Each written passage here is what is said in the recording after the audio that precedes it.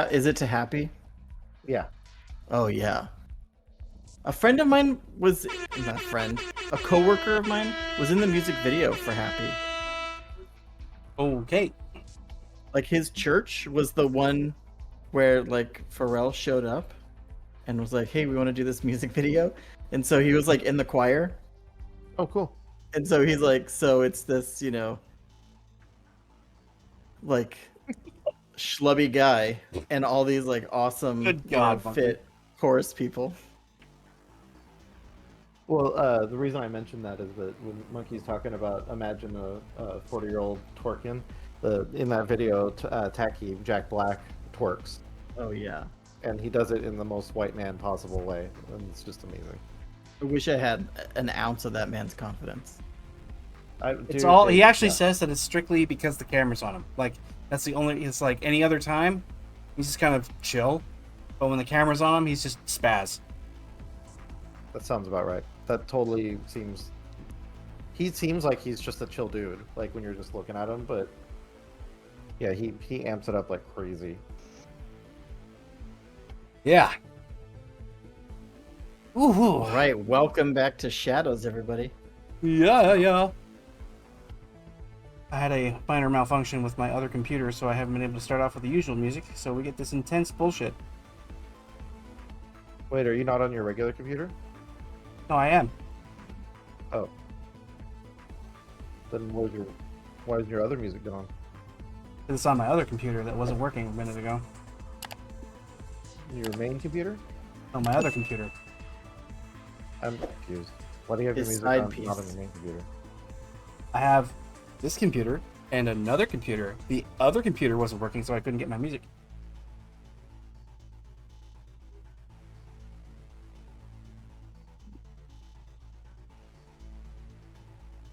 Did you figure out streaming to YouTube, or is that next time? There we go. I found it. Finally working now. Do I sound all right? Oh yeah, you sound great. Okay. I want to not have shadow on my face from the microphone.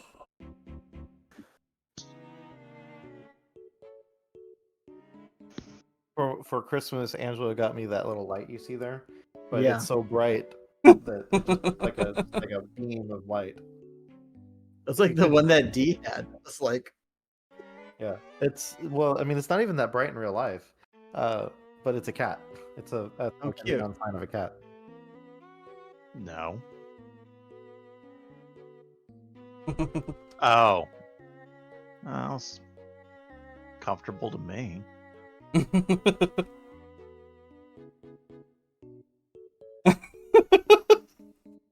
Well, it's because And- whenever we have a and- beard, it's like it's a cat on your face. You basically have to pet it all the time. And you watched it because you like it. He likes to watch. who needs feet pics? Beard bros. Why not both? If you angle it right, you can get both at the same Ooh, time. yeah. Get the feet. Or if you're like right- me, right just have here. hobbit feet, then you can stroke your foot hair. Just Rustling. Have those, and just have those toes rustle through my beard. Oh, yeah. oh, that's not okay. Oh, where's Just the imagine after a hard golden... days of work. There's like Would all- you like me to post that other that one thing you loved so much in the OC? It's like No. palate cleanser. No, that's not a palate cleanser. That's a palate destroyer. It's Oh my god, seeing it on the stream, just saw the golden Yep. dick going back and forth.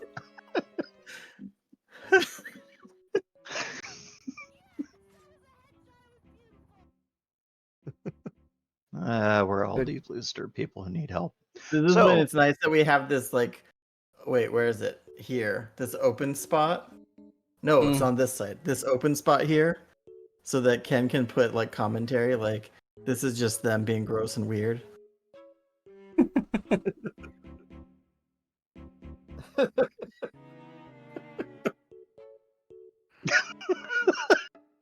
God.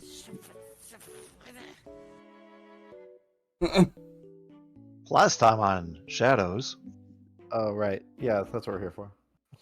Yep. We may never get to it, but yep. Oh, we'll get to it. What is today? I believe it's the Yeah. 26th already of October.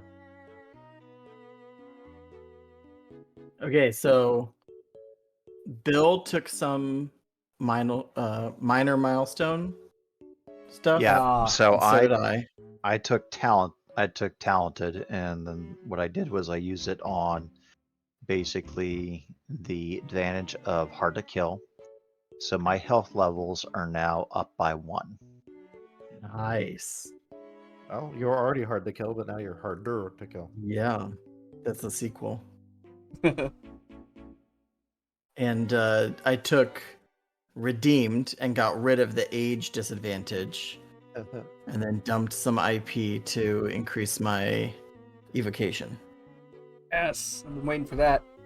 Rolling those 3 for evocations feels hard, man. It is hard, but now it can be 4. Yeah, I feel like that's going to be a significant increase, really. Those lower thresholds are going to be a lot easier to manage. Yes, beard health levels.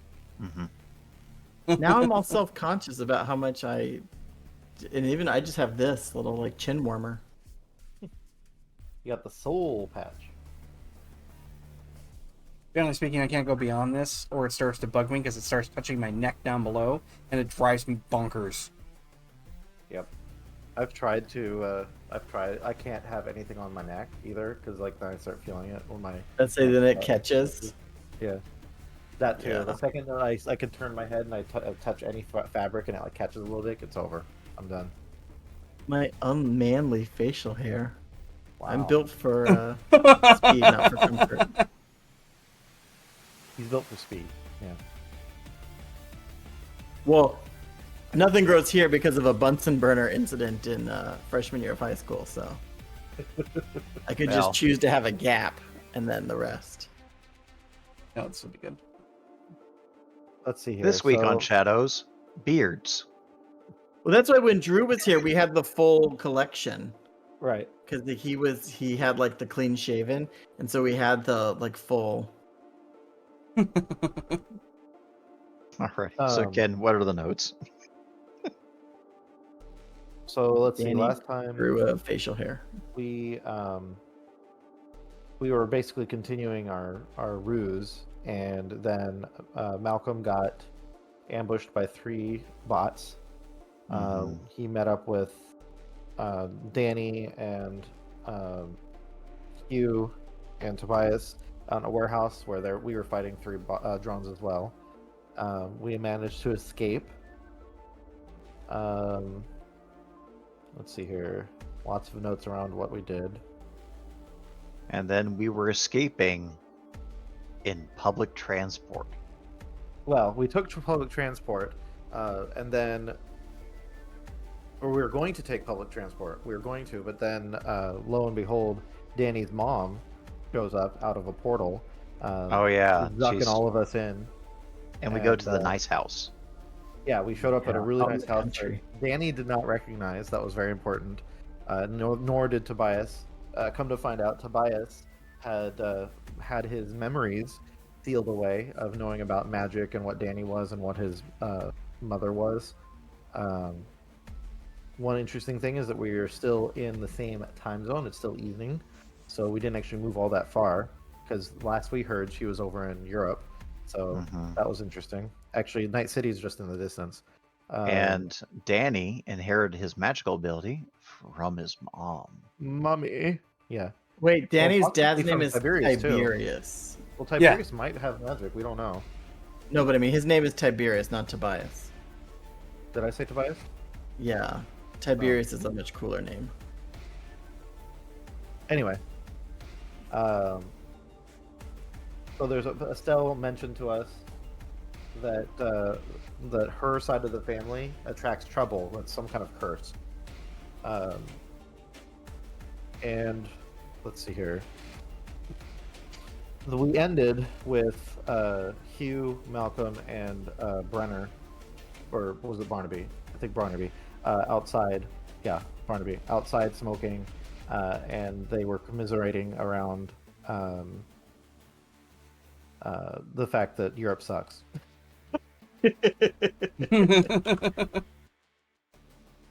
Oh, and Danny learned chain lightning. Yeah. To great effect. Yes, So yeah, that that's was a how lot we of fun ended. to. And we were protected right now, apparently. That's the last thing I read. Okay, I'm listening. Okay, so we were having a conversation out on the covered porch in this peculiar gated community that, for whatever reason, is, out in the middle of nowhere, that nobody had any idea existed. That apparently belongs to Estelle, which means that it is, at least in some way, a bequeathed residence that Danny could possibly acquire in his later years if his mother were to ever pass away in the near future. We're hoping that doesn't happen. But nonetheless, we have Estelle, Tiberius, and Danny all having a family meeting at the dining room table and near towards the kitchen. And if you recall, the space was actually rather open. The floor plan for this was wide, as opposed to high or tall. It does have a second floor, but it is much wider than it is than you'd expect. And of course, the second floor can accommodate a fair number of people. But the wraparound porch, the manicured lawn, the smell of slightly fresher air is somewhat unusual. And the whole place is actually quite a bit quieter. There's even a deadening of that typical pitter-patter of gunfire in the greater distance. You just get to see the city lights from this distance at ground level, and looking around you, there's this just a skyline that wraps around in all directions of these massive buildings where Night City is, starting properly. But it extends outward quite a ways. There is a bit of something else that is remarkable. When you're looking towards the west, there are a rather pronounced amount of mountain ranges visible in that distance as well. You still see a lot of the skyline for city, but you can see the Appalachians going across north to south. But they haven't been visible until you guys actually came in further west from the coast. Nice. So yeah, Danny's awkwardly sitting at the table with mom and dad. Yeah. Tiberius is wondering exactly what it was that he had done or why he had made the request to erase his own memory. It's one of those things where he's basically just trying to figure that part out.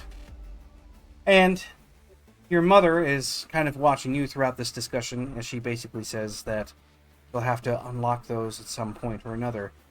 You, if you want, Danny, you can actually make a roll to see more, or make an awareness check for me for the house and around some of the area here. Get an idea of what it is that might be in here.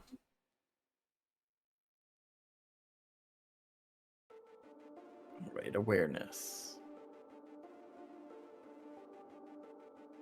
One other thing while he's typing that out, I forgot to mention is Estelle knows the hacker who was after us, because in the previous episode, the reason we were doing the whole heist was that we were trying to pull and lure out a hacker who had been kind of harrying us really effectively. So that was another thing that she just knew. He has a damn good guess, is what she's basically saying. She's fairly certain she knows who it is. Like she knew is what I should say. She was very confident. Yeah. 24 on awareness for Danny. Yep. You happen to notice that there are a great number of various charms and talismans all over the place, several of which seem to be around your mother's neck and wrist. It's actually rather apparent. Okay. There's some things that are hiding out in the cupboard. You kind of get a sense that they're there. You can't see it visually, but you can feel the presence of that sort of flux, or what you've come to understand is called resonance, kind of emanating from various parts of the house. A lot of it coming from, like I said, her wrist and neck, where she's got some kind of bracelet or necklace that she's wearing that obviously has some kind of power in it. But she's never worn before, you would have noticed. Right. Well, and Dad had that necklace that all of a sudden lit up, which I I, Scott, am guessing, because Danny is like still freaking out, is guessing that it was, some sort of homing beacon or something like that that let her find us. So yeah, Danny's gonna kind of look around a little bit and then be like, "Mom, I'm sensing like the magical vibrations, kind of like the stuff that I made to help us with the disguise thing. Do you have magical objects in here?" And she gives you a bit of a crooked smile. Disguise thing? Oh yeah, well Dad, you could tell her, but I made this thing that lets you. Well, look, I'll show you. And he, tries to click it, and it's already been used, right? So it's been used Right. up. But he's like, well, basically, I found a way to kind of like change what your face looks like, and I put it on a little clicker so that Dad and McDonald's could do it and like activate like a disguise, a short-term disguise. So you've been experimenting with various kinds of enchantment already. Yeah, Brenner taught me how to do some enchantment. You remember Brenner, right? He was at the apartment. Yes, I did meet him a few times. We've had some small discussions about things along the way. Wait, does he know? Did you? He's aware that I'm gifted. He picked up on it rather quickly.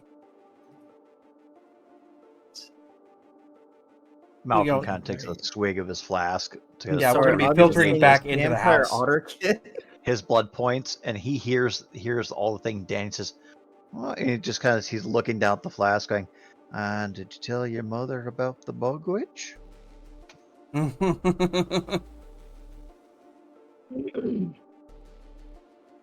No. I think you might want to tell your mother about the bug witch. He's smiling and he winks at Barnaby. Like he winks at Barnaby and takes a swig of his flask with a He's grin like- on his face. He just shakes his head. There was a minor problem where he got a little bit of outside of himself. We fixed it, though. Of course, Estelle is Yeah. kind of watching the whole situation. I think I'll probably ask about that later. We have more pressing matters to really attend to. Yes, I was aware that Brenner was something of a unique and gifted magician, but I wasn't necessarily certain I could know what was going to be happening next.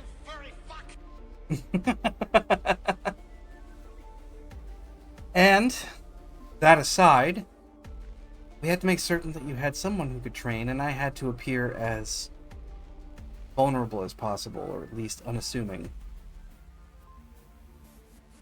So in order to break this all down to make it much more simplistic, yes, I think I know who it is that's chasing you online. They seem to be, well, far more capable than your typical hacker. I've been starting to notice that they've been cropping up as of late. People who seem to have a rather direct and palpable influence on the entire network as a whole. This man seems to be one of them. He was originally a part of an earlier... Now he's part of our past. She actually looks at Tiberius in this case, who gives her a blank stare in return. He's kind of like, just, further elaborate, if you would, please, kind of expression. So, as I've said, I seem to attract all kinds of crazy things, and whenever I shed my original identity, it seemed as if that sort of nonsense was over for a while, and in fact it was. It was like we had hidden from the world for a while. Well, your father and I met under some pretty strenuous circumstances. He was in with a rather unsavory crowd, and, Tiberius is just kind of like, I remember the gangs. She just shakes her head like, no, they were merely a secondary problem. You were in deeper than that, in a few other ways. He's just like, Oh, really? yeah, well, I guess go on then, tell the story. He just leans back, takes a sip of his drink again. Like, needless to say, he and I made a rather good team, and we were able to do a lot of things that most people couldn't, along with the assistance of said hacker, who seemed to have a sort of innate ability to work his way around the inside of anything electronic. It was actually uncanny. Then I started to notice that he had carried with him certain capabilities that only some possess, that I'm aware of anyway. Not magic, maybe something closer to psychic. Either way, whenever he puts his intellect to work, network becomes his... well, kind of becomes his, really. He can do what he wants. He's capable of programming and assimilating data, changing things in the general area, modifying zones, getting control of certain utilities, whatever it is that he needs to do with rather low risk to himself. At least for a while. And then it turns out that there were others who were similar to him, and we happened to shake the wrong cage. As a result, your father and I had to escape because we found out that I was pregnant with you. Which didn't leave Hey, our then. companion in a good situation. Held a grudge ever since.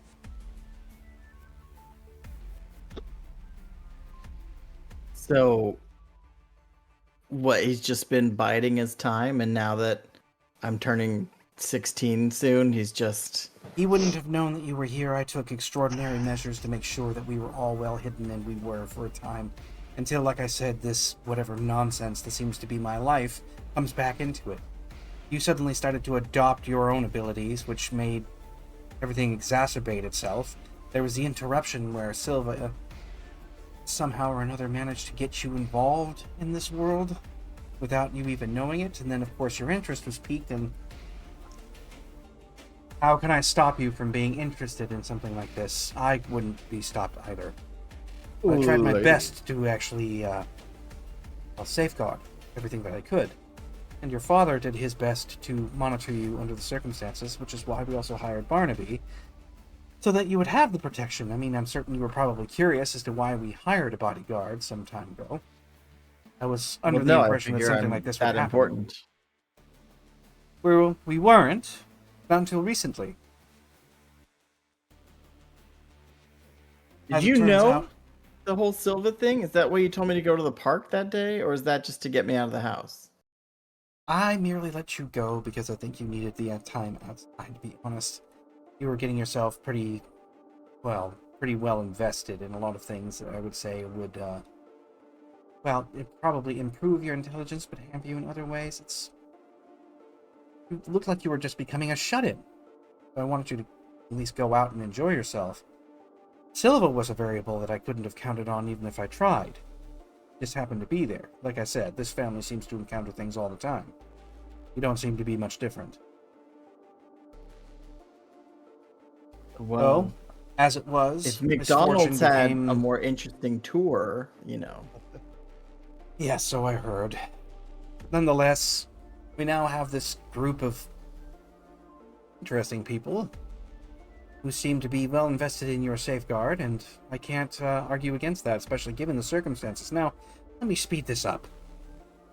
We've had a great deal to deal with in a lot of underground circles, your father and and I'm going to leave his memories, well, as they are, at least for the time being. It hasn't gotten to a point now where we have to worry about those being uncovered, but the reason why I'm going to leave them like that is because it's less risk for all of us in case of possible capture. She just kind of looks off to the side.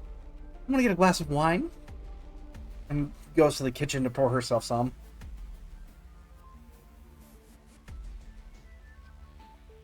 This is course. wild. Yeah. Barnaby, Malcolm, and Hugh are still kind of outside. I mean, Barnaby's finished his cigarette by now. Are we all traveling back in? Well, we had kind of walked in on that conversation Okay. when Malcolm made his comment like, about the bog witch. Folding the dishes and ironing the curtains, and like, you know, when your neighbors are fighting and you need to stay outside so you could listen. Well, regardless, she comes back with a fairly large glass of wine in hand and puts it to the table. So, because of my talents and the things that we were involved with, criminality was not something I was against. As a matter of fact, it was probably our primary means of getting any kind of profit. She just kind of like smirks. It's too bad you can't remember it right now, Tiberius, but you were very good at your job. He's like, I've been in the auto industry as far as I know. Whatever you're telling me, apparently I've got some latent skills lying around.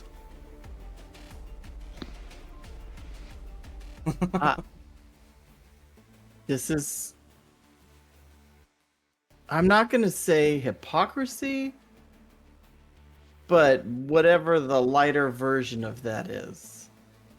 We wanted you to have as much of a normal life as we could possibly manage. It just turned out that it was over sooner than I'd hoped.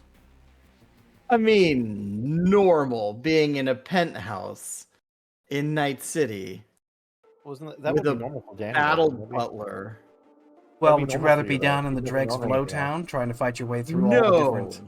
but I mean, it's not normal. It's normal when you have the money we do. I. Yeah, okay. She just kind of like Well, shakes it's her head with a definitely smile not still. normal now, but I like this part much more than the before part.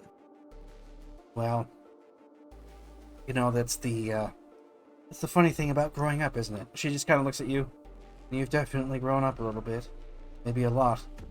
You've been probably to a few places that I could only imagine. Oh, And like the she's- marketplace. Hugh interjects. Although you guys didn't take me to the club because I was a kid, but yeah, the marketplace is wild. Have you been to the marketplace? I've only heard about it. I've never actually managed to find my way in. As far as I understand it, they're pretty strict. I mean, yeah, I mean, Dad's been to the marketplace. Actually, what's funny is that he's like sort of smirks. He's like, "Yeah, actually, I have." Dad walked into the marketplace with a briefcase of gold and made a deal with who knows what. Knew this, She just right? holds her hand up at this point. It's like, I really don't want to know anymore because I can't even tell if I want to be angry or happy about it. Truth be It told, was nuts. It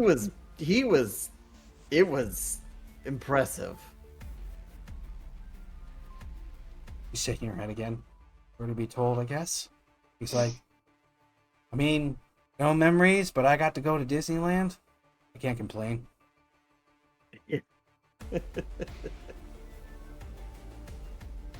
Huh. All right. Well, needless to say, that's just one of the problems that we have to deal with. I'm almost suspicious that there are a few other things that have been happening based on what Barnaby's been able to update me on. Apparently, Silva's been, well, marred with a condition where she's weaker than usual. Something about her dreams. That's right. It seems yeah, that she like dream walked. Yeah, she didn't just dreamwalk. She came back with something. Oh yeah, when we went to that other dimension thing. She's just kind of like, how did you accomplish that? With his usual panache. Too much to really go through, is there?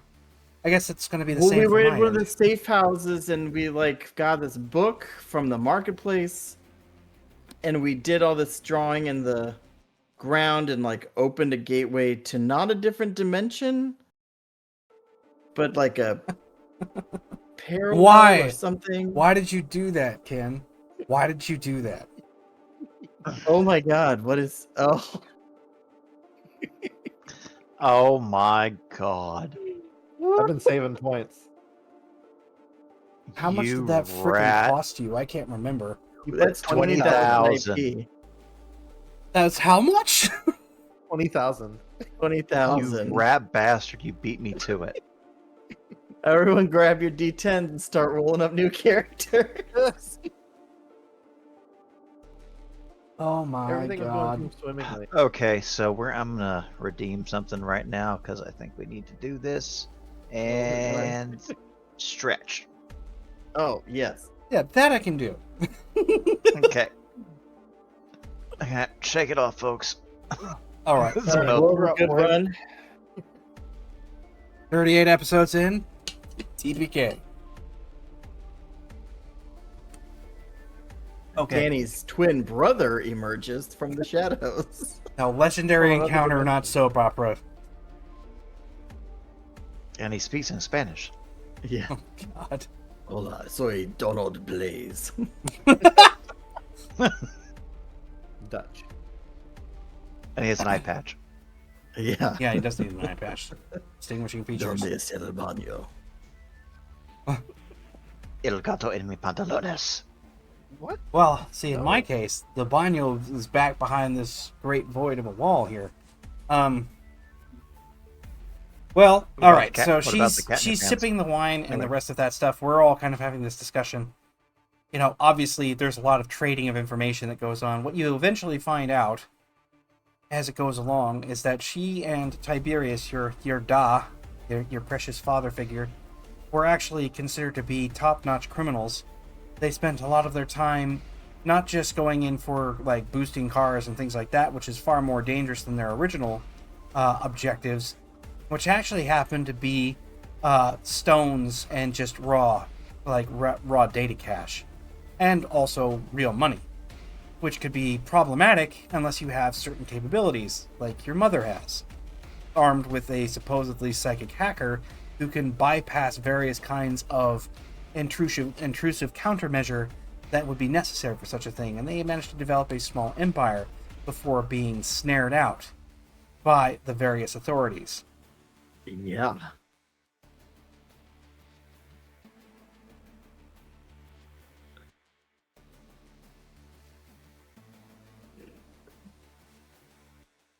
So, okay.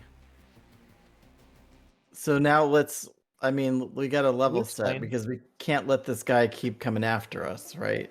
Well, That would be can correct. Dee, Can't allow can you that to explain happen. something? Go ahead. Sorry, I need for the notes because I didn't understand what you meant. So, when you said that Tiberius and Estelle are top-notch criminals, what was it about the real money that they got that required the Real money, hacker cash, to- paper money. Oh, Versus credits. Everything is done in credits for the most part. Cash can fly just as good, but it's not traceable in the same way. and so that they required the skills of this savant hacker to. Well, to help To support them make while that- they basically robbed real money. Okay.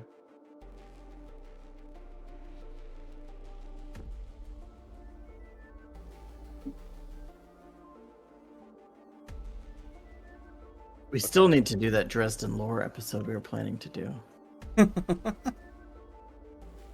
I love the Dresden Files. They're such a great series. That's Well, true. You're not- needless you're to not say, lying. so she lays this all out, and it apparently Yeah. means that, if anything else, if you're talking about the fact that your mom's like, you know, king, basically queen pin and kingpin, you're the prince. Well, it seems that you have a rather obscured twice over kind of background at this point, and a lot of it was obscured right through the way of magic, digital obfuscation, and time. So are we talking with this hacker? Are we talking like the link Yeah. situation? Basically through the link. So something has happened where this person is tracking you guys, all of you, through the link. And because of Yeah. that, you know, he was part of their original team who now Right. seems to have a vendetta or grudge. The other proponents of the issue seem to be those that she either wronged or, as she puts it, various forms of the, what she is referred to, probably not even Malcolm may have heard of it, depending. I don't know. You can roll on an occult, Malcolm, for this one. And same for Hugh. But she's like, you know, they've also made some mistakes in the past that had direct effect against the unseen court. I know that word. Which is why she was spending her time in Europe going on the offensive. Let's see here. Roll 1d10 plus 11.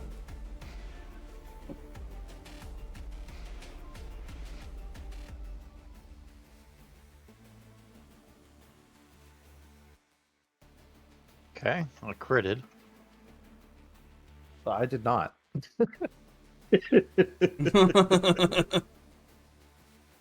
So 21. I think in Yeah, my you're case, I very, was like, you're oh, didn't I deeply read that in a aware of book what the somewhere? unseen court is. Judgment Files?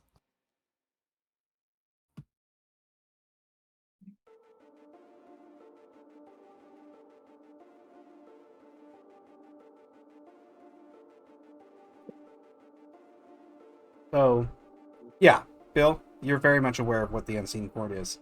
You have a certain knowledge of their intricacy as well, in terms of like how royal and noble families kind of intersect on one another, and it's a problem that, you know, if they are, you've got human law and then you have the law of the unseen courts, and both of them are pretty contemptible if you get caught in the wrong side of it. Mm-hmm. Which is why he stayed in the forest as long as he has.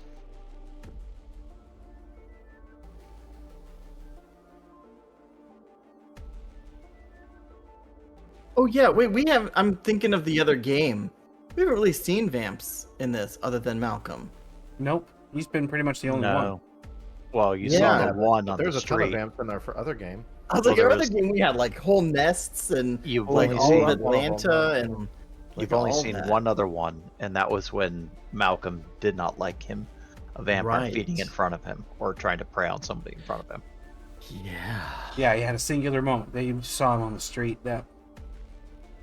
And they like.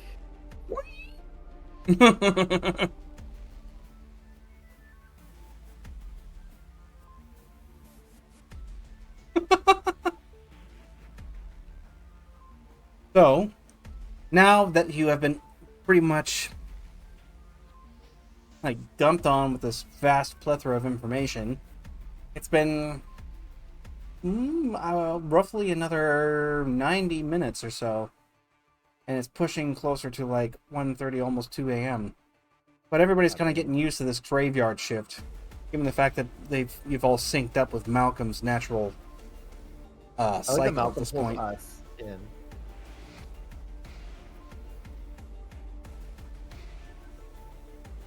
Yeah. So Danny's gonna go to bed because he's done. He's just gonna be. I've reached capacity. He is to the brim. She tells you that your room is like up the stairs and, you know, the last room at the end of the hall in the rent. Okay. So when he gets to his room, is it like his room? Like, or is it she Well- just threw that bedroom at him? Or is there like weird personal touches of his? There are personal touches. I wouldn't call them weird, but seems that she's accumulated a few things. Some of the stuff is older, like when you were a much younger kid. You can see that some of your long lost or missing figurines are actually in here on a shelf. Yeah. Weird. Okay, that's cool. So yeah, Danny's having this kind of like surreal experience where this is a place he's never been, but it has some of his stuff there. And so it's like oddly comforting and familiar, but also totally alien. Yeah, well, and the bed is nothing like what you're used to either, because it's sort of more traditional. I mean, it's nice. It's capable of catering to you, but it's got like the box spring, the old style frame. It matches to the house in the way it's much more Yeah. old fashioned and more comfortable than your typical penthouse modern living. This is like turn of the century Yeah, kind of that. craftsmanship Mm-hmm. from the late 1900s.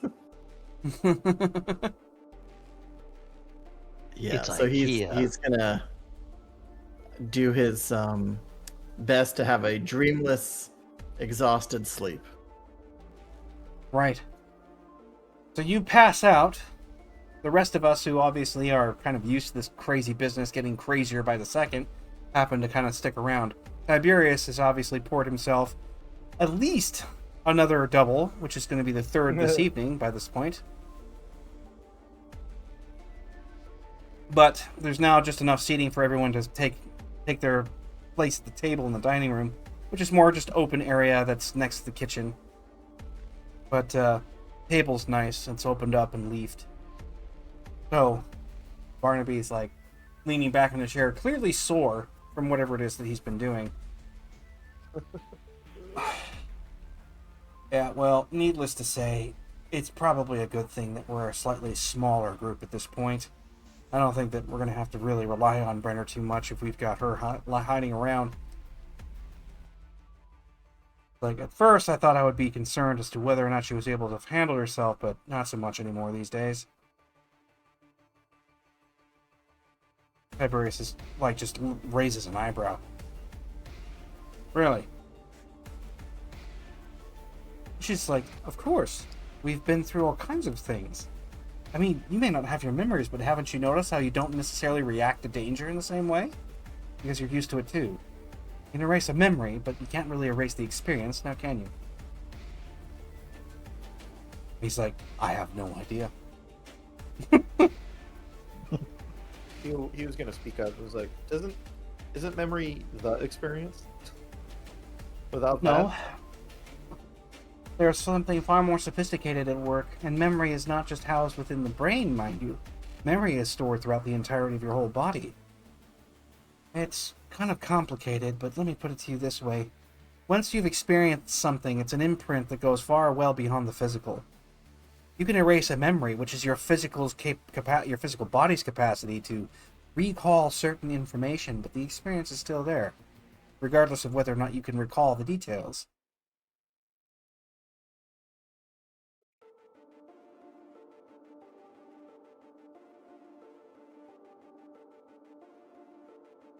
Obviously, there's a lot of work to be done, and our resources are cutting short.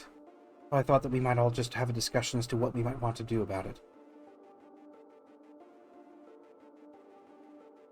The simplest thing is just to find the bugger.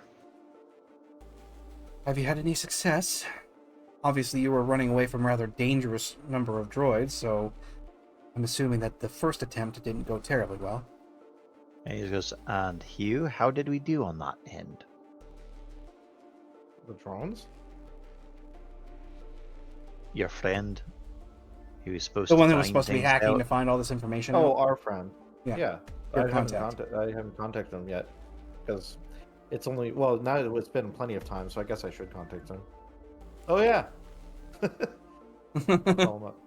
Yeah, your shortwave was like it was no longer viable once you guys literally shifted geographically, quite a ways from where you were last to here.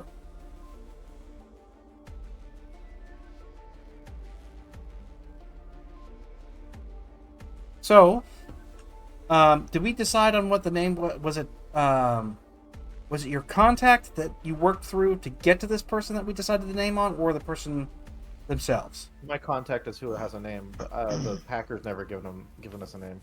Okay. So you'll probably have to do the same thing and reach out through her. Radicast.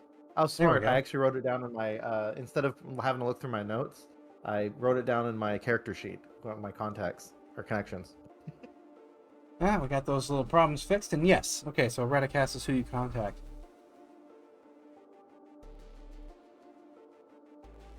All right. Let's see here. So, when you basically make that call out, I believe you still have your monocle on your person, right? Oh yeah, always wearing that beast.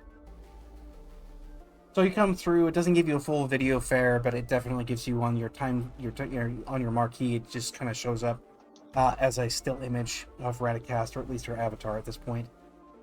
She's like, "Go for Radicast. What can I do for you?" Hey there. Let me do a check. I want to say human. Well, she knows who you are, and it really doesn't matter. Yeah, but I'm still have to do it. Like my character says his name constantly. It's a cool essence check. Yeah. Oh, on your name. Yeah. Oh my Well, God. so for the viewers, we are currently incognito with what we call black tags. Now, Mr. Scott, who's playing Danny, and Bill, who's playing Malcolm, they have no problem lying. But my character, Hugh, is faultlessly honest. And because of that, he has to make a check against his cool to see if he can actually lie. Because he's trying to keep up with this. Anyway, that's the long and short of Pen it. is blue. The goddamn pen is blue. Yeah. 70, 10. The challenge is always 8, right? Or the target.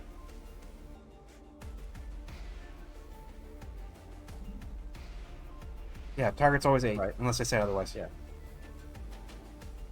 I was just confirming.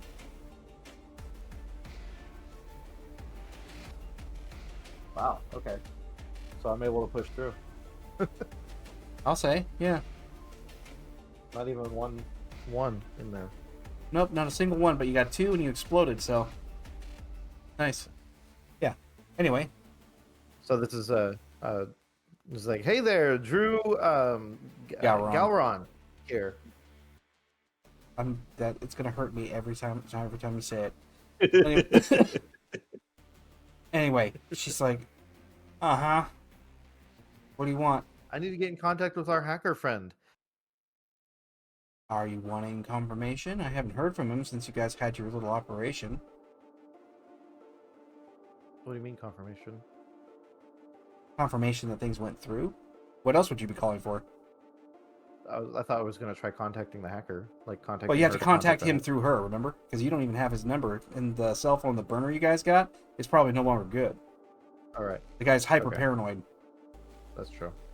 It's like, okay, so I just want to check in on our hacker friend, seeing if they were able to get anything.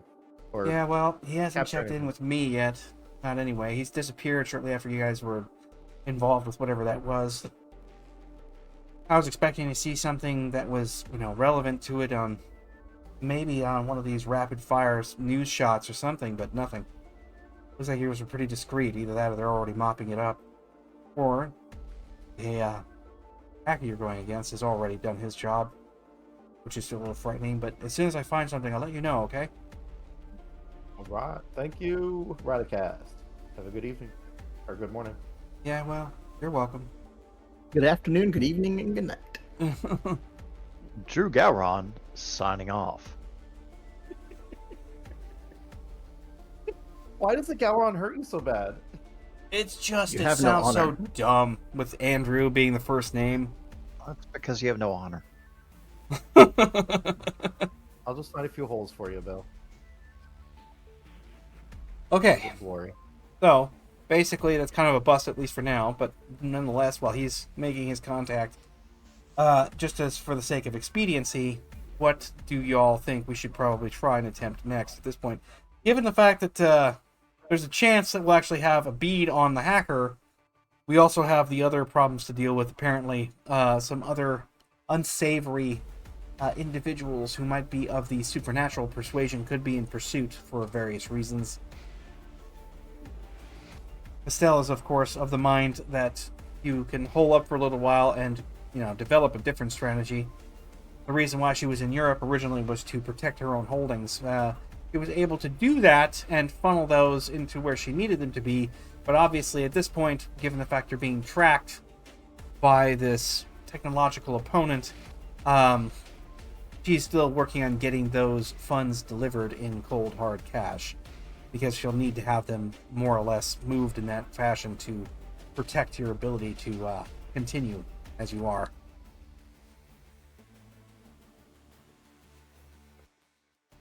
I don't even know. Like, I don't have a world experience to even be able to put myself in the role of a character trying to figure out what I'd do in this kind of situation.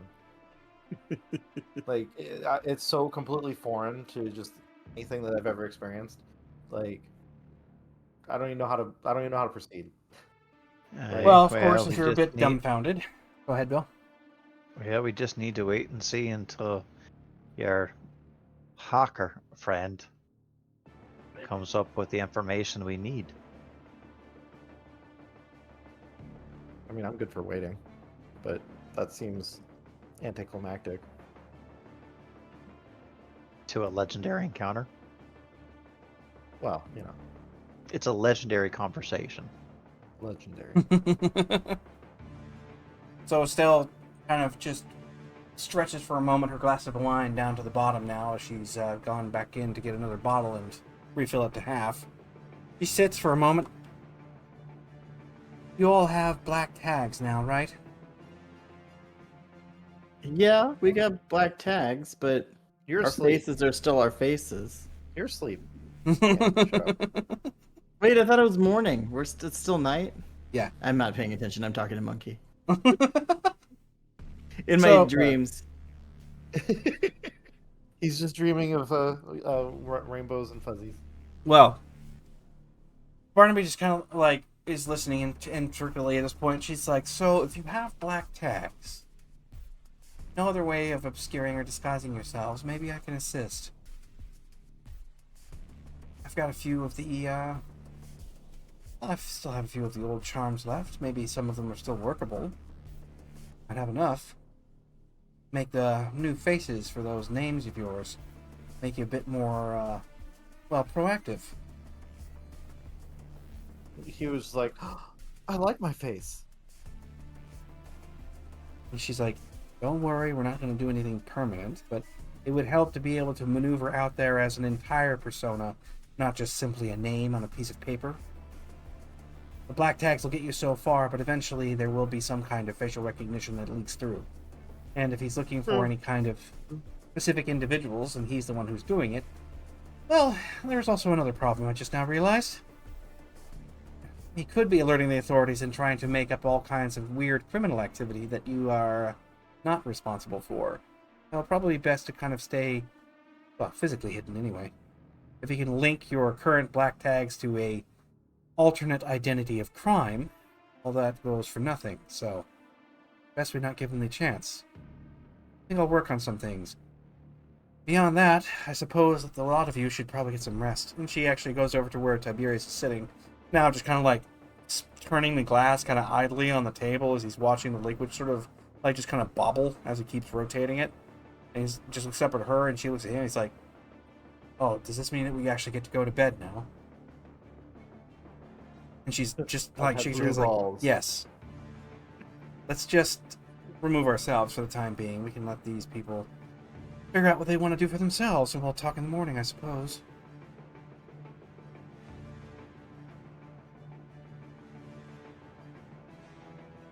Yeah, sleep sounds great. Well, there's rooms for you, and she kind of gives everybody an idea of where everyone can sleep. Because of your propensity for an aversion to sunlight, you are positioned at the front side of the house where the sun hits the least and has full shutters.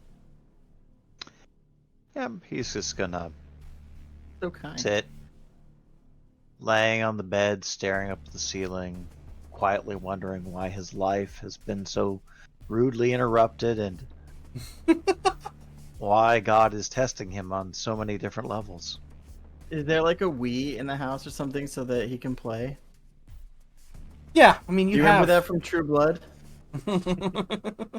When Vampire Bill had the Wii that he could play Wii Sports during the day while Sookie was out doing stuff. It was the best. It immediately dated the show and the Yeah. books, but it was hilarious because he got like hooked on the Nintendo. Suke. Vampire Bill. Well, everybody has a chance to actually get some sleep. We'll probably pick it back up in late afternoon the following day. And, things are kind of starting to wind down. The sunlight is actually kind of blocked off because of the western ranges, not to mention the city skyline in the distance. So, it's more or less closer to twilight. And plus, we're still kind of amidst the winter months, so late afternoon gets dark pretty fast. That's good. That's good. It is in the we're in March, April-ish at this point. February.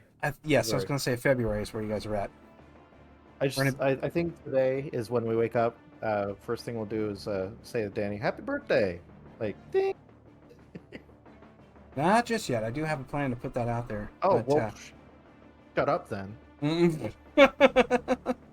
This big bearded oaf is gonna show up and be like, "You're a wizard, Danny." You're a Harry wizard. Anyway, And Danny would be why? like, Because Hagrid showed up drunk that day. "Wait, my magic comes from school? No, from your mom. Oh, so I'm a sorcerer? No, from a powerful object. Oh, so I'm a warlock? You're a nerd, Harry." Oh god. Well, like I said, we're all kind of up and about. Whenever the sun dips down below the horizon, you always can tell, Bill. So everybody's kind of up and around, and you're able to kind of move about without having any worries about sunlight being a problem. Mm-hmm.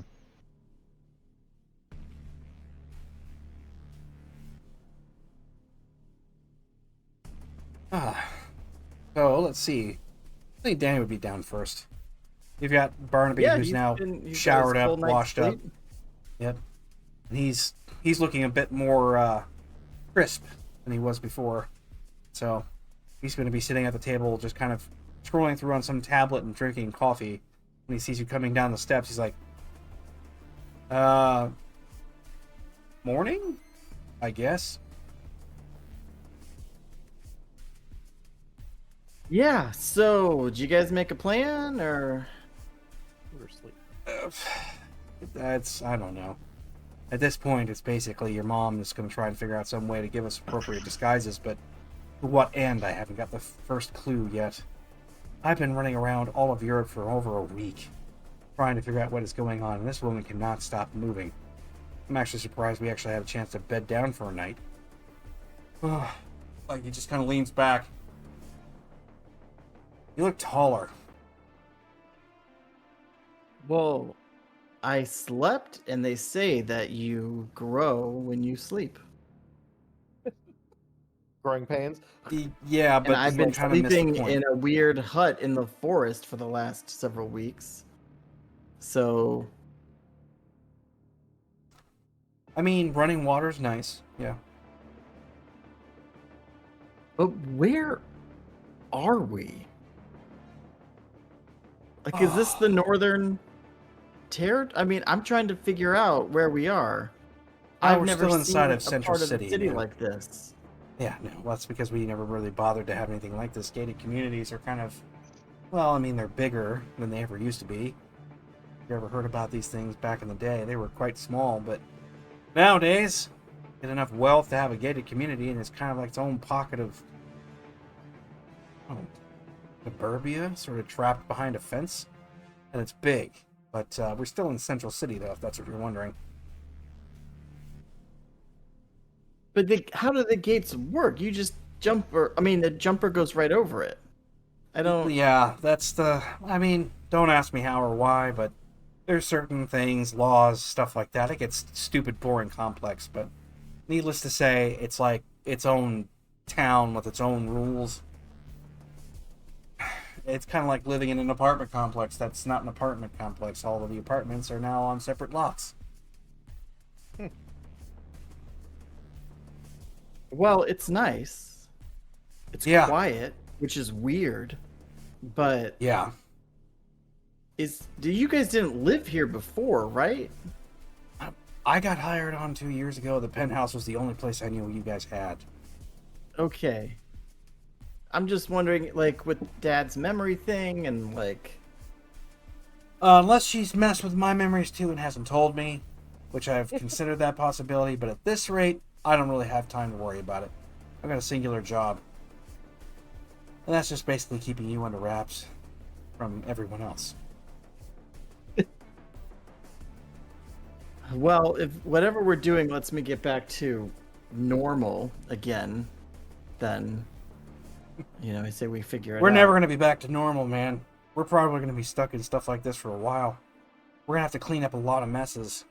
See, if she's thinking anything is correct about all this, whatever kind of stains or trails got left behind in the link that makes us into any kind of like bad guys, we're going to have to clean all that up before we can actually live a life again.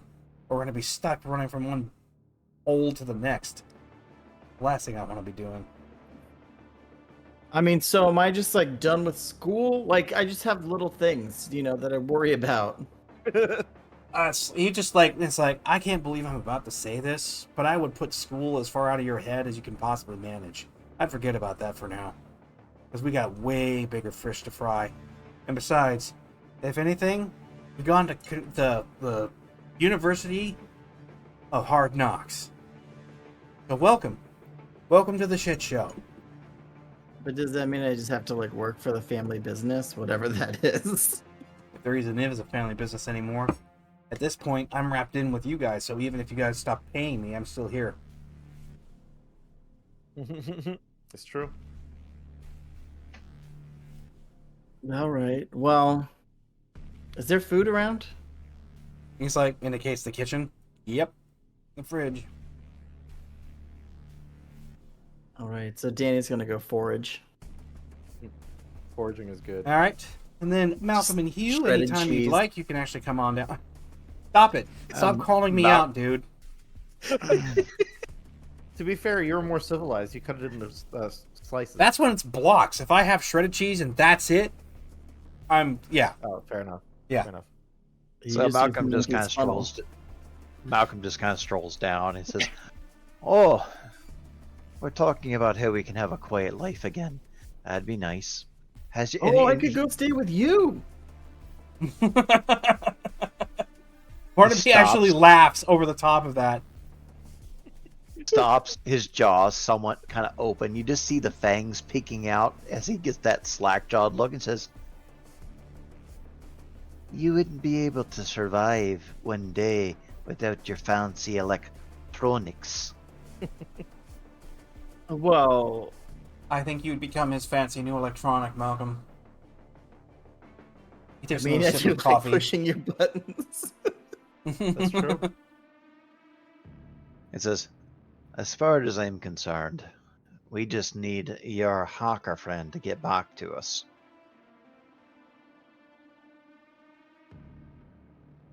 Yeah, well, any time in the near future would be good so that we could actually take some kind of action because we need to know where he's at. Then we could go root this bastard out.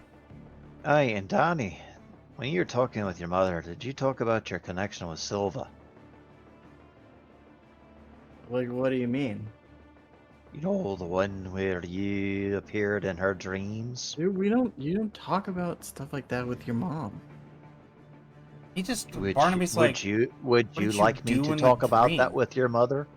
I Uh, don't want you to talk to my mother. Well, apparently Silva drew both Donnie and I into her dreams. And she potentially could offer some insight. And Barnaby takes a very large gulp of coffee. He's like, right. Yep. It never gets anything other than weird around here, doesn't it? No.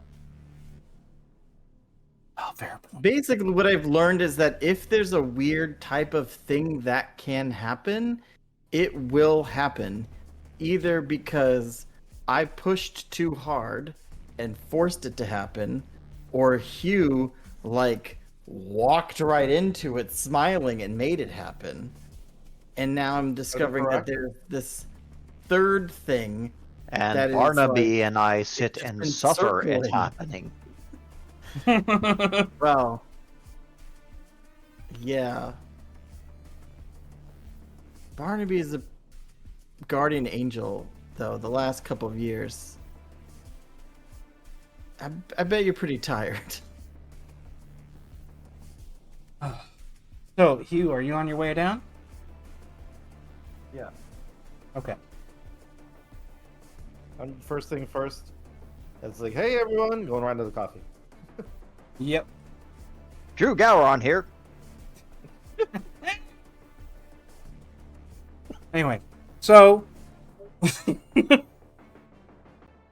the while you guys are all kind of commiserating downstairs, Malcolm, you have a phone call coming in from a familiar caller. It looks like it's been pushed through as a reroute. Part of your black tag kind of masking, disguising what or who is picking things up. But I like it. comes through as the silver cross on your contacts. It says, "Oh, that can't be good." Alright. He just looks at Barnaby and goes, "You ready?" He's like, Click. "Oh, now what?" Like, as you pick up the It says- phone. It says, "Alistair Kincaid." All you hear is like a silence on the phone for a moment, and it's like, "Are you sitting down?"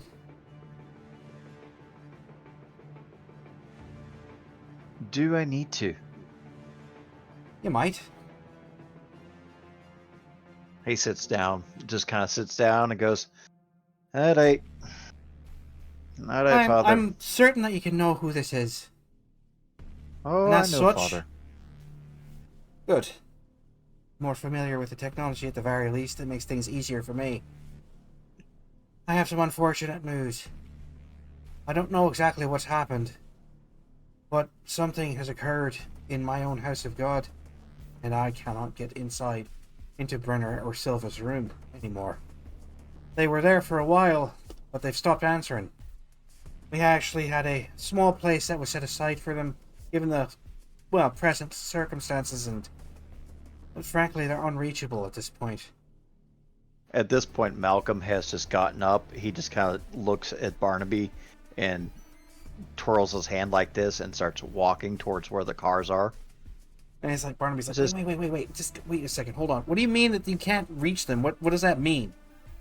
It's like, well, at first, we were, uncertain as to what was going on. We thought that the door had been locked.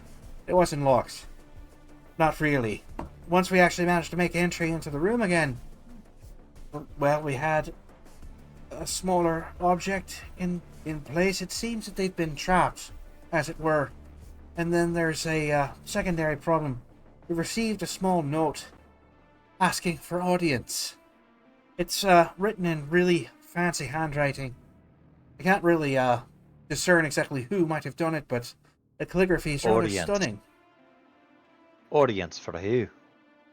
Well, audience for all of you that has you by name.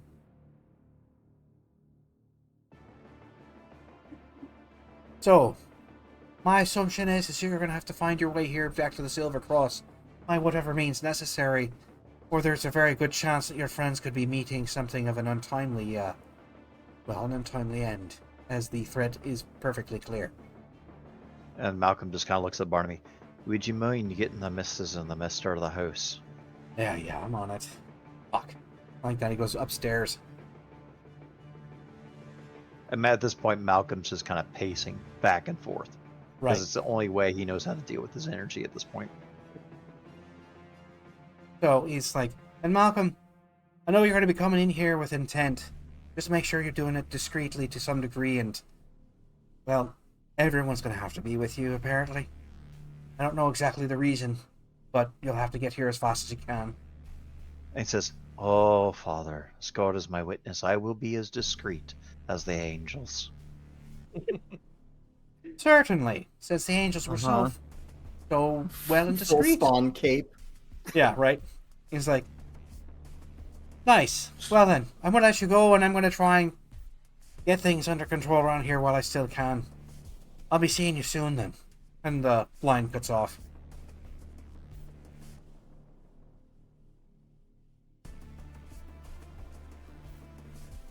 Alright, suppose we're waiting for Barnaby to being back. Yeah, Barnaby comes back down the stairs. He's like, okay.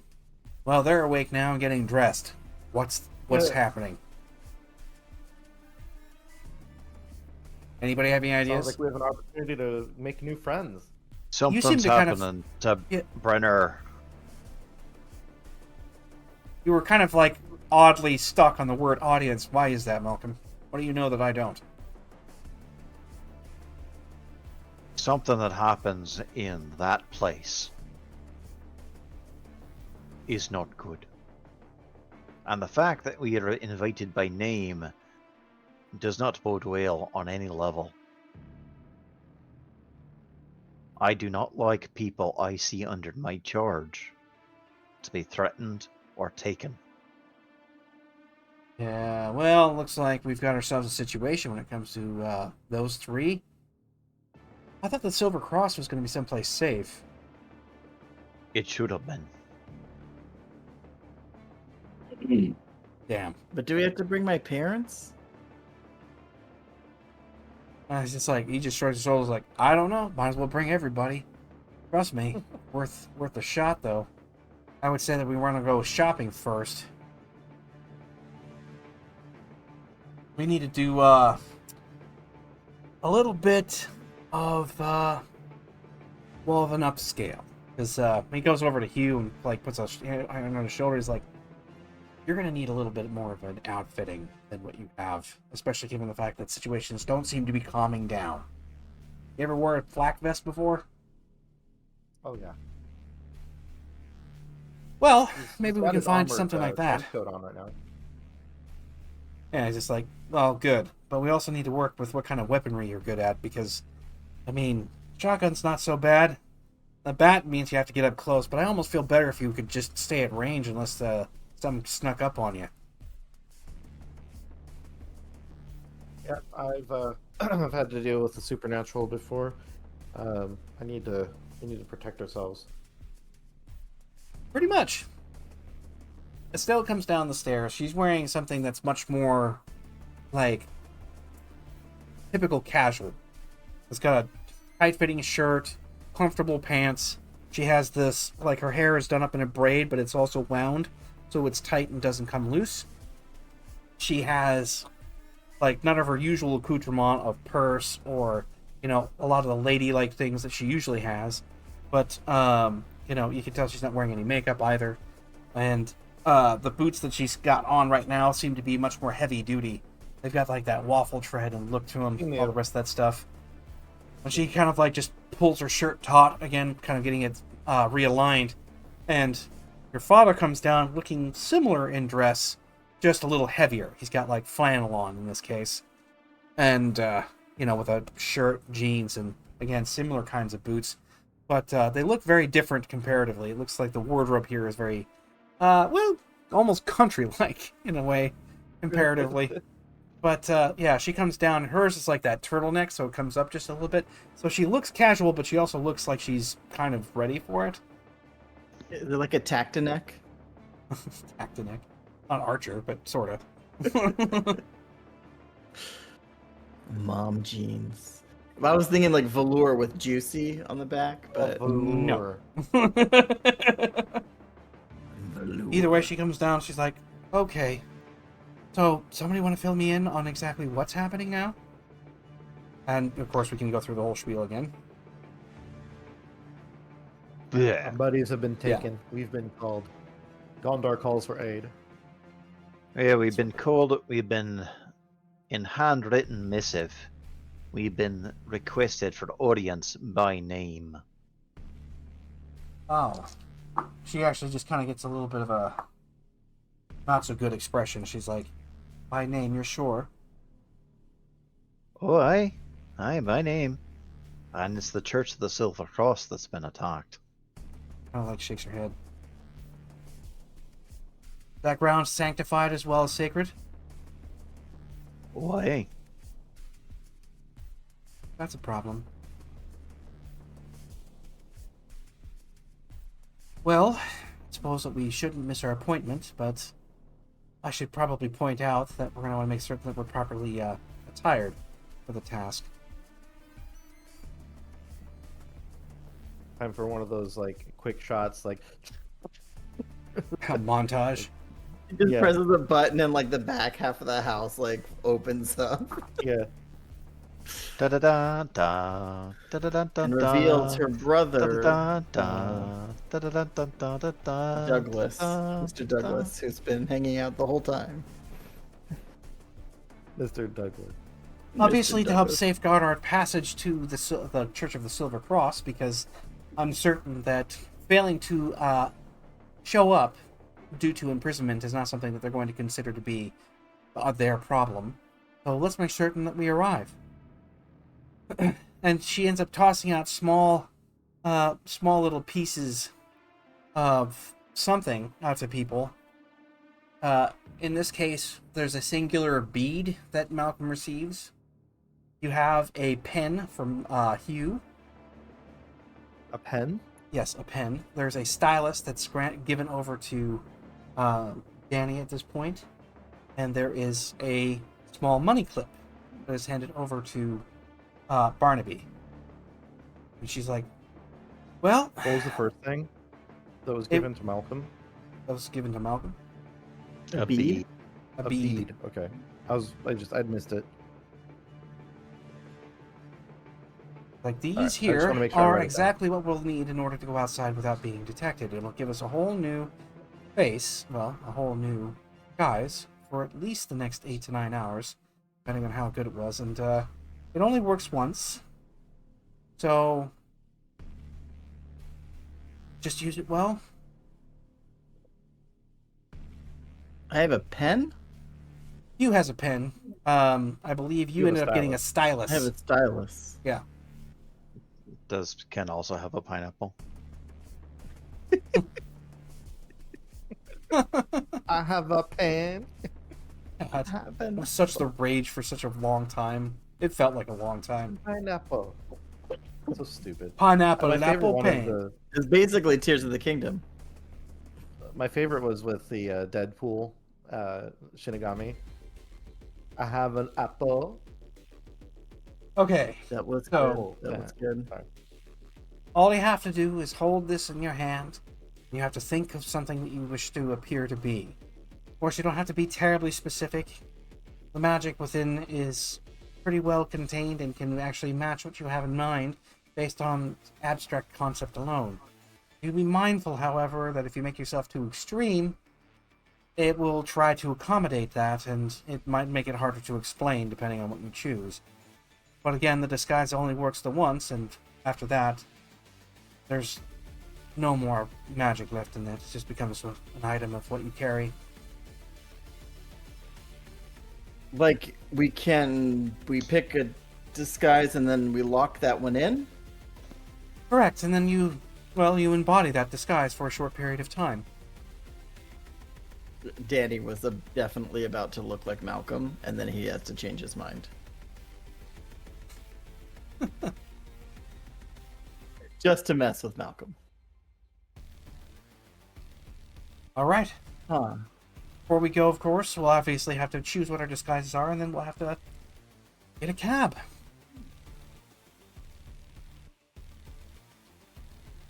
I'm gonna have to do another cool check. on Like a that. grounder? No, I won't. No. That's not lying. A cab. That's not lying. Air cab. Okay.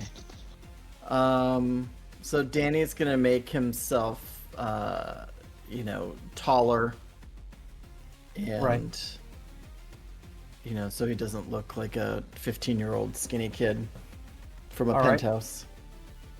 So he's gonna make himself, 3 or 4 inches taller, a little more like broad-chested, and he'll go like full like platinum blonde hair instead of his brown and with pink streaks. Yeah. Okay. While you hold on to the pen, you can feel the innate, resonance that's coming off of it. Only thing you'll have to do is just make one singular will essence check for me, and for anybody else who's executing their own look, same thing.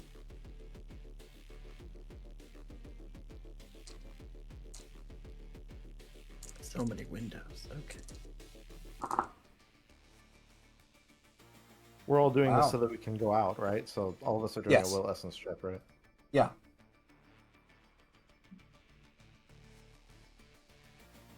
I got Nice. 3 successes. Good. If it's a target 8, I got 3 successes. At first I misread and I thought I got 9 successes, which would have been very impressive. Rolling 7 dice. That would Yep, have been that would crazy. be Yeah. cool. It's like that last die roll that Drew made in our last campaign. Yeah. That was an interesting interlude. The whole thing. Uh, All right, Malcolm. 10, so 10. Well, I guess technically I have 2 successes because I got a 1.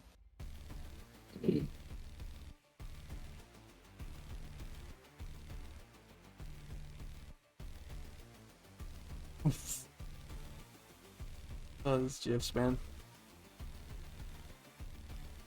What do we got? Wow. I got Got a one success. Good.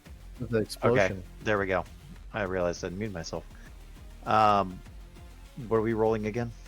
You're gonna This roll a awful. will essence check because you're Will essence. executing. Basically, Okay. you're willing this magical object to go into its use, and you're going to create a disguise for yourself.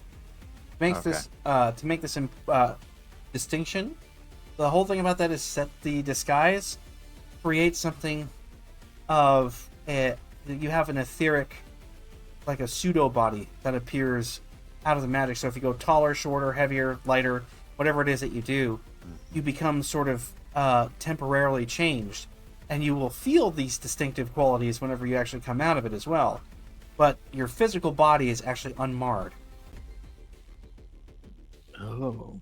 Okay, so I have one result. Good enough. More importantly, none of your stats change, none of your skills change, nothing else. You just take on the appearance and full illusion of whatever it is that you've visualized. So, before I realized I was muted, essentially you just see the beard disappear. So you actually get to see his natural jawline, and his nose becomes less of a beak and kind of closes in a little bit, and then his long hair actually kind of shortens up into more of like what Hugh's hair looked like. Right. Nice. Okay. So, keeping it simple. Your father, of course, has a button in his hand. He's like, flips the button in the air, catches it, and thinks. And then he shrinks down to a point where he looks like he's probably 8 or 9 years old. That's weird. Yeah. And he's like, and in a kid voice, because the whole illusion is fully masking, so he just kind of goes like, this is really weird. Like, of course, Estella's just kind of like, why? He's like, you told me that I still had the same amount of body strength no matter what I picked. I would be confusing, wouldn't it? Malcolm just kind of looks at the two of them and goes, well, at least I know where do you get that from, Danny. And he's like, Oh, you know what? this is super strange, though. I've never actually used magic myself. Like, is that what it's like?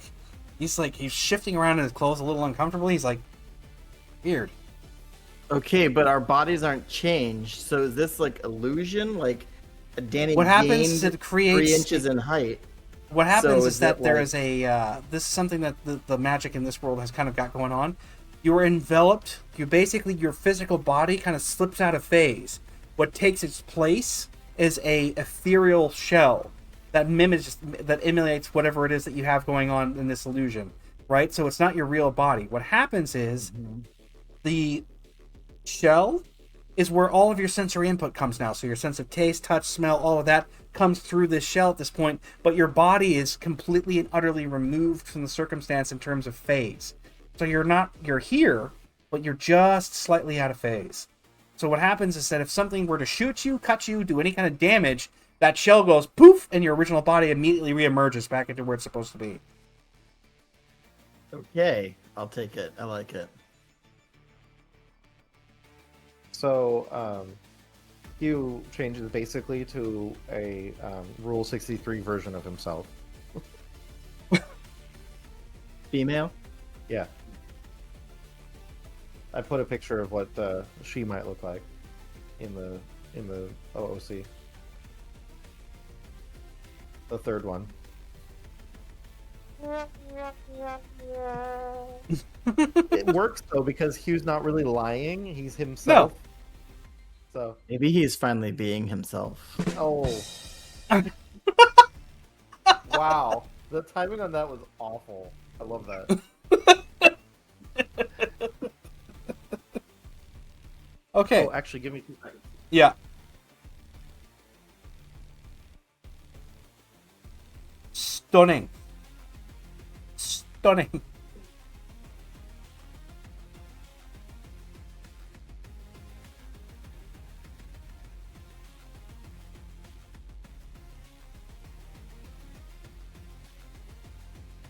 has been a very interesting little pick for everybody. There we go.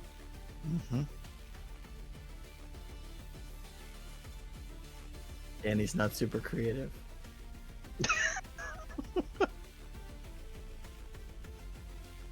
He just literally gained the height and blonde hair and like changed from his dark, edgy clothes to like the light version of his clothes. But now he looks like a blitzball player or whatever. Yeah. Ball play. Why did I immediately know what that is? God. So you're basically Tidus from Final Fantasy X. Yeah. You know, from the old archives. I Oh, hate that they man. call him Edith. I still don't like that after all these years.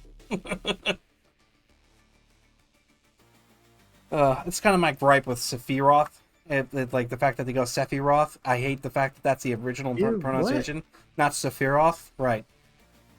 Because if you listen to the song, it goes Sephiroth. Like, it's... I thought that was just a stylized thing. No, that's how they pronounce it. Oh no. I don't. Sometimes I like the pronunciation that's in my head. I prefer it, So when Hugh changes over, he turns to everyone. Hello, boys. yeah. No. He's using his voice changer shit. That's why I got the voice changer. Oh I my could really gosh. be- You know, Drew could be a female. You're a voice, too. cheater, man. Fucking A. Oh, hilarious. Drew could be. I just wish I had like a rig so I could like look like Wake a. me up inside. Like, what's that video? Right? Oh my god. Emily. Oh my god, I love that. Oh. If Inky wasn't in bed, I would tell them to get on. Well, Oh there my will be a God. VOD, so... That's true. I think the thing that's really crazy Bill is like the went last out of time- phase. He Go You're on. muted. You're good.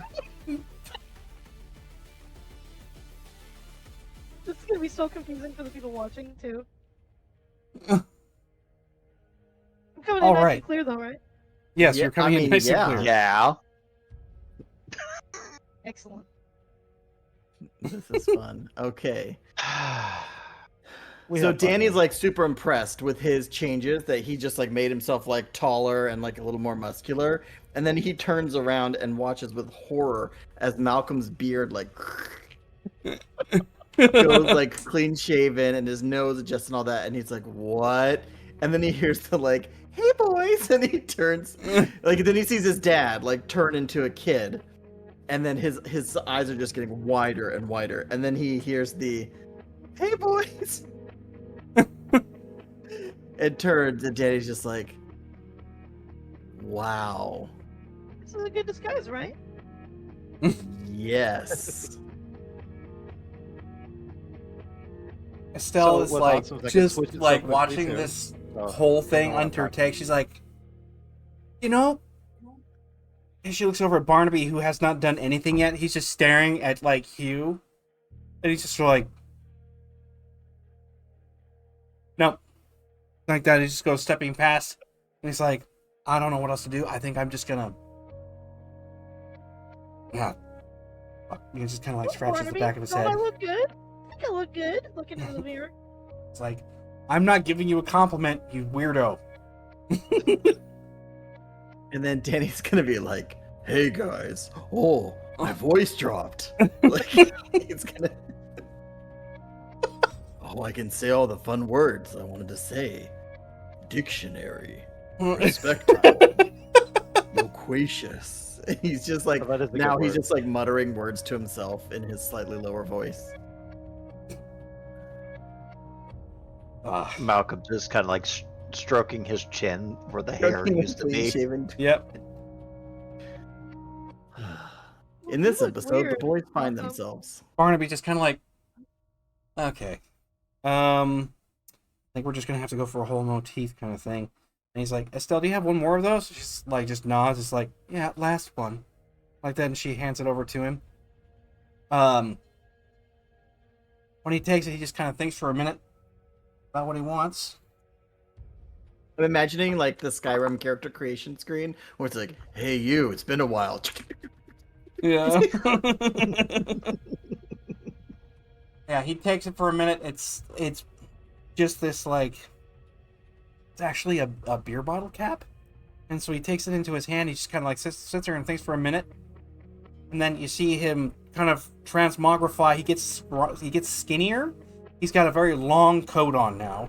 His hair grows out long down to just past shoulder level. He's got a pair of shades in, but everything looks really nip and tuck.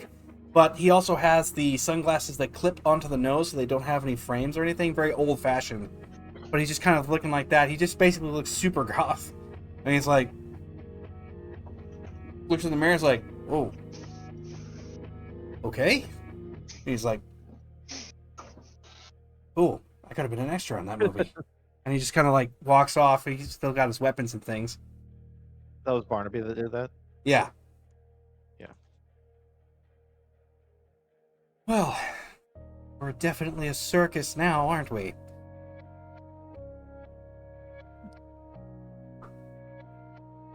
Oh, I think we achieved those high standards a long time ago. Wait, did your voice change? Malcolm's like, yes, clearly, I'm Irish now. This is my American accent. You're seeing like Casper site when he talks about America. It's so funny. It says, yes, my voice has changed. It's Okay. still a erotic voice. Your mom is like, all right, just give me a moment here. She kind of focuses for a minute. If you want to roll an awareness, Danny, you can. Everybody can if you want, but it's more for Danny's sake than anybody else's since he's got the magical awareness attached to it. Danny boy. Every time you say your mom, like I'm expecting a joke, so it's just been very funny episode for me.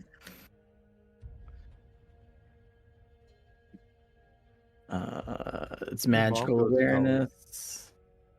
That would be a nat 1 with my plus 21, but Seriously still bad. a nat 1. You're still Danny's going just- through the litany of words, you can say now. All right, you don't happen to notice it, but you do feel like there's not a lot that you can actually perceive because you're probably more shocked and stunned by what happens next.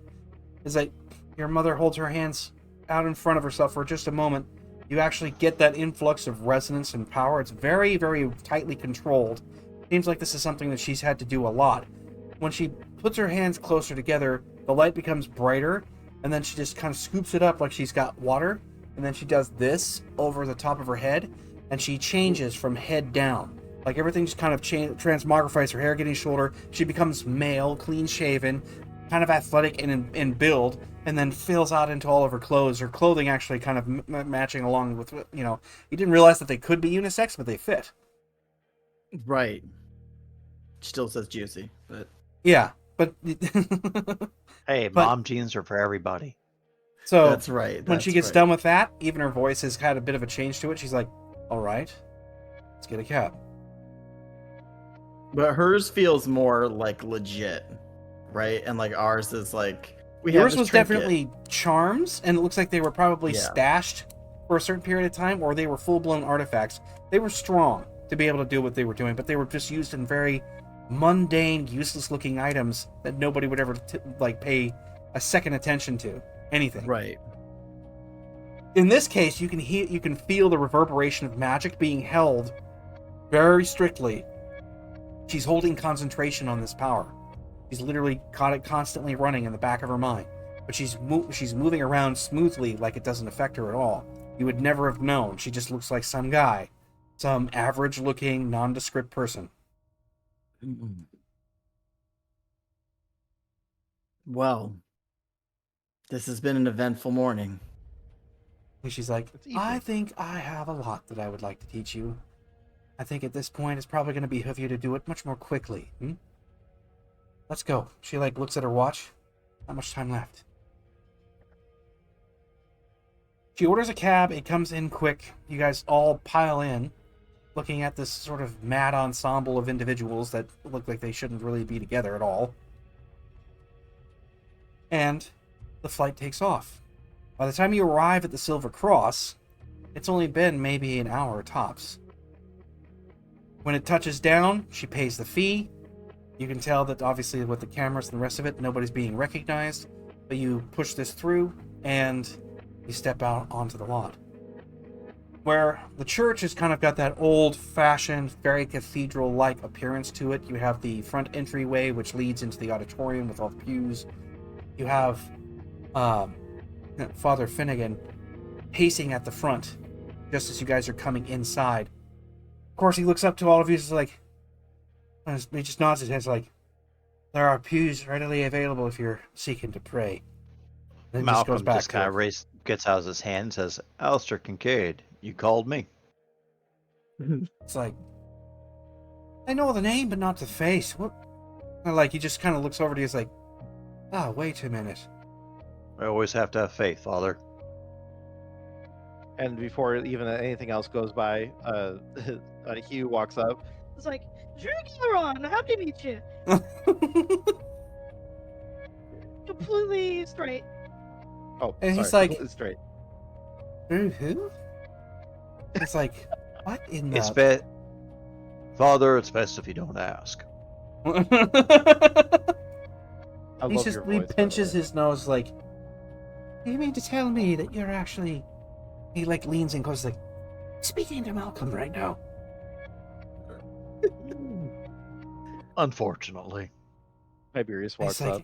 It's like, How in the world have you been able to transfix your... or change... You know what? Never mind, we don't have time for this. Is this everyone? And he's like, Council's like, I don't even know who's who. Can you That's show the me? point. Can you show me the letter, Father? Of course, I can show you the letter. Don't worry about that. Please follow me to the back. Just the letter E. Just So he takes you into the back areas where the offices and more administrative elements are kept, and you've been back here before. For everyone else, I believe, I don't think anybody else has been into this, either this far or at all, to the Church of the Silver Cross, besides Brenner, Vixen, and Silva. I think this is kind of a first for everyone else besides Malcolm, am I right? Yes, probably. yeah, I think we just did like the drop off. Yeah, you have the large candle stands that where people can light the candles according to what they would like to do, in memory of or to pray for, or that kind of thing. You also have the pews. It's fairly dark in here. The acoustics kind of ripple with the sound of your footsteps as you're moving past and going into the back. When... What was that about? Oh, that's for the I'm just prepping the awareness roll for the handwriting, Uh-huh, okay, gotcha. but that's a wrong roll. It looks like it. I mean, he rolled a 7, but supposed to add 10 to it. So it's Well- a 17. Yeah, we head back into the office section of the church, and you go into Finnegan's office, and he's like, here, for your reading pleasure, I'm sure that you'll find it just as disturbing as I did. So awareness 17. Does he recognize the handwriting at all? Well, it's not recognizable in the sense that you would know who it is. If you roll on your legend lore, you can actually... Do you have legend lore? I believe you do, right? No, he's completely. What about your oblivious occult, to all that. Same thing. He's just trying to be isolated as much as humanly possible. Right, so why don't you try either legend lore or occult? It's up to you. Okay, well they're both off int, so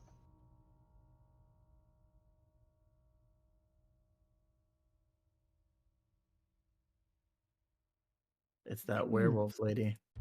The she wolf that wants Q. 9. 9.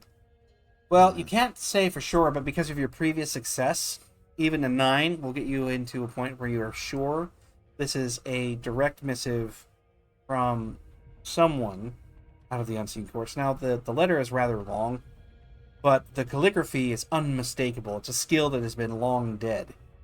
Most people don't even bother with that unless they can do it through some kind of electronic text or type. But this is done by hand with ink. You can smell the ink. The parchment is also correct. It's, it has that aroma to it that's something you'd be familiar with. And the fact of the matter is there's even very faint blotches of ink that are sort of in areas around the corners of letters and things like that. This is distinctively handwritten, not something typed, not something electronic. It is something old, and it's done so in a deliberate fashion.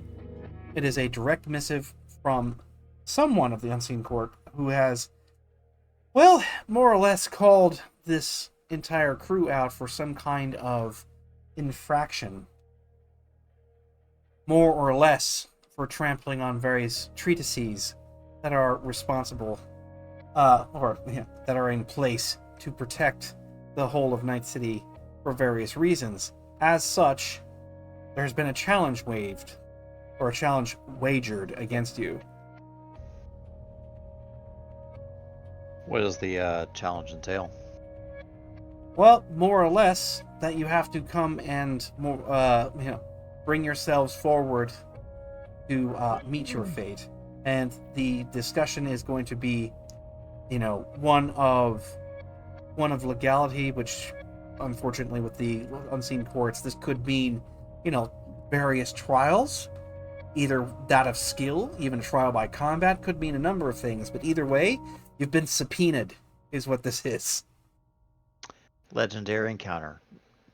Yes. Damn you, Ken.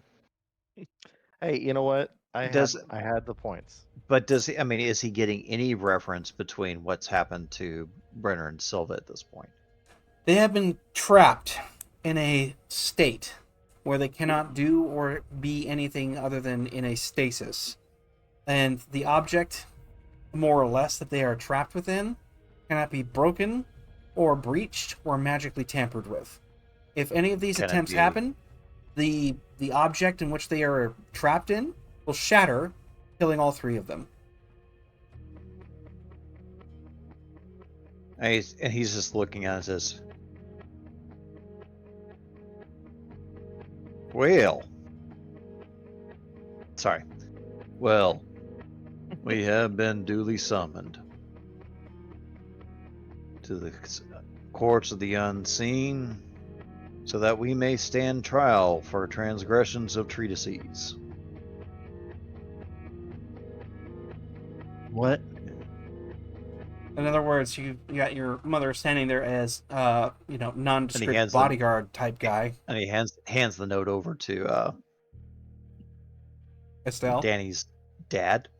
Dad, yeah. He ends up taking a look at it, of course. He's just sort of like, what? Like that, takes a look at it, it's like, I can barely read this.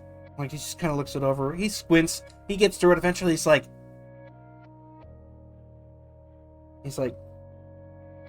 treatises. He's just like, This is serious.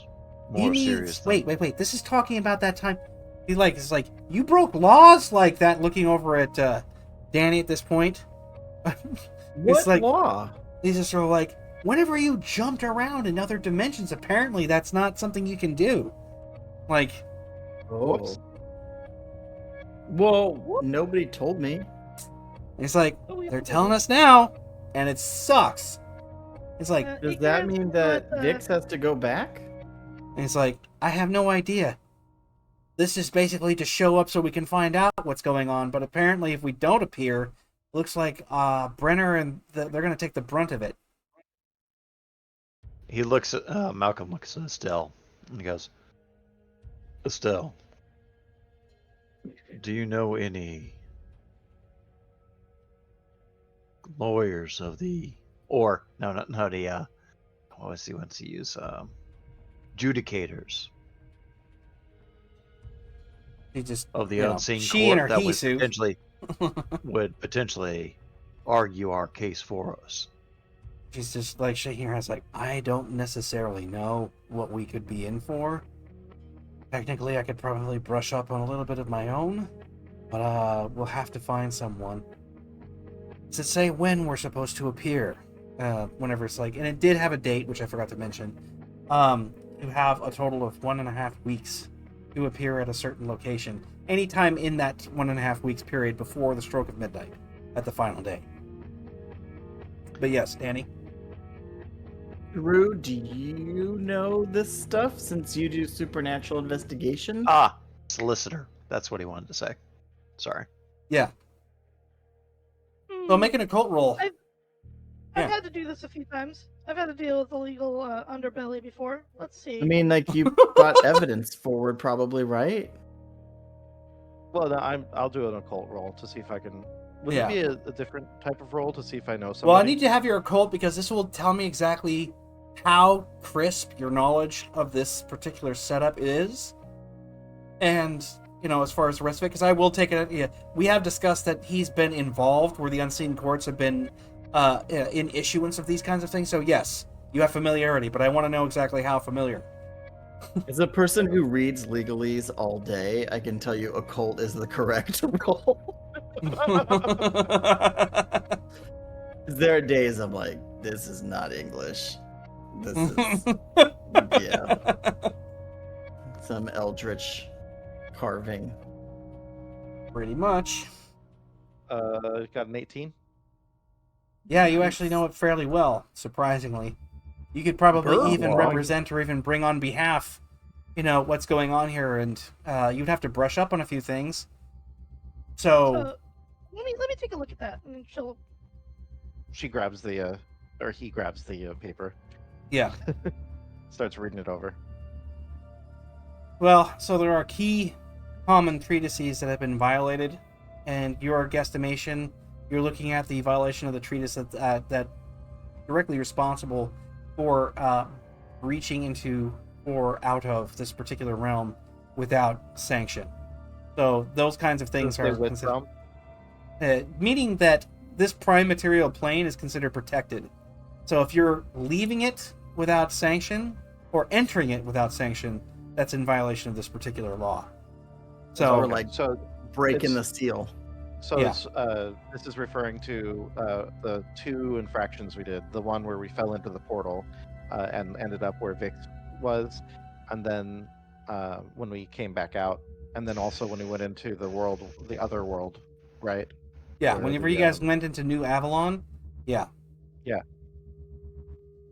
Yeah, so in other words, So there's basically 2 as long counts, as it's on the or same, 4 if you they do understand one in that, and out. right? You didn't know that this law existed, but based on your guessing as to what it could what it implies, you're assuming that anything that is on this plane is pretty much disregarded. It's no big deal. You can move in and throughout the prime material plane as much as you like, but if you shift from this reality into another, that's a problem. I guess what I'm trying to figure out and write down also is, does that count? Like when we went to Vix's world, that counts, right? Because we went into a completely different world and You don't realm. know if it counts or not. You don't know if that's actually held against you because you don't know if they even know that happened. You do know that they are aware that you left and went to New Avalon. That part you so can they guess. mentioned New Avalon right in there. No, you're guessing. Like I said, this is all Okay. based on your assumption. Your assumption is they would probably very much know that you left at one point, which is what you got you guys into New Avalon, and then when you returned from the alternate world, you also came back in without sanction as well. So it's one of those things where you basically double dipped on the same problem. didn't Oh, check then we into were the cast TVA into the first. Fate Realm. Yeah, We but were that was cast to from the Fate Grand Realm, and Marketplace, which doesn't have quite the same rules, and you were already dealt with by the sheriff, I believe. He was Um, holding the paper here. was like, well, it says here that when we left the plains, that was against the rules. We didn't know, and we were under duress. So I think that we might be able to defend ourselves. So if we do some research, get some resources maybe from the marketplace, I think we could put up a pretty good defense. Can I help? I'm really good at research. Yeah, he probably could help. We're gonna need all the eyes we can get. Or wait, We need all the eyes we can get. there you go. Off and on. Like, Well, it really helps when you know if I'm Yeah. talking in character or not, huh? yeah. Yeah. So it is top of the hour now, and it looks like that is what we know we will be doing for our next run. Legendary Research encounters. montage. Got a lot Looking up the going law on. for obscure rules. Research montage. We're gonna go get some.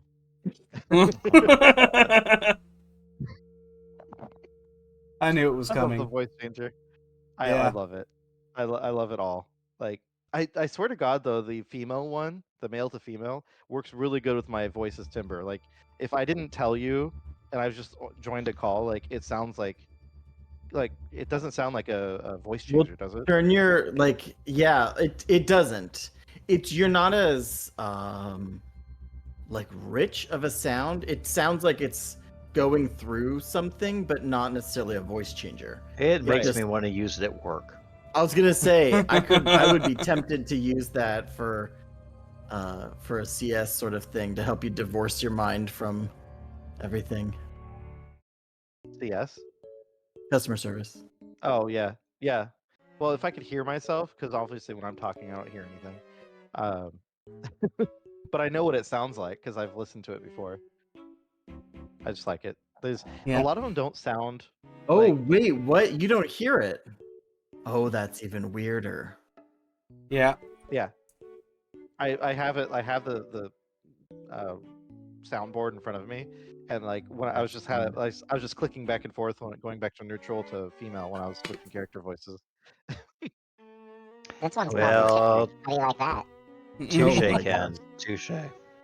And on that note, good night. Yes. Bye, Phil. Well, call it a night, everybody. Thanks for Thanks, showing up. everybody.